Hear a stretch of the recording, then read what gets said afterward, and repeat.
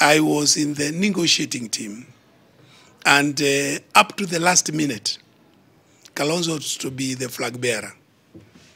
Up to the last minute. How it changed the night they signed, we were all taken aback. And it's a feeling that we need to consult, we need to sit, we need to talk and see the way forward.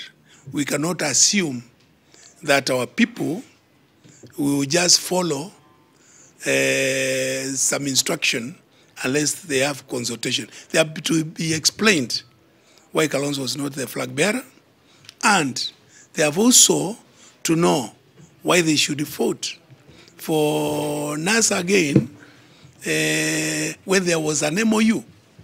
So we don't want anybody to take Ikambas for a ride.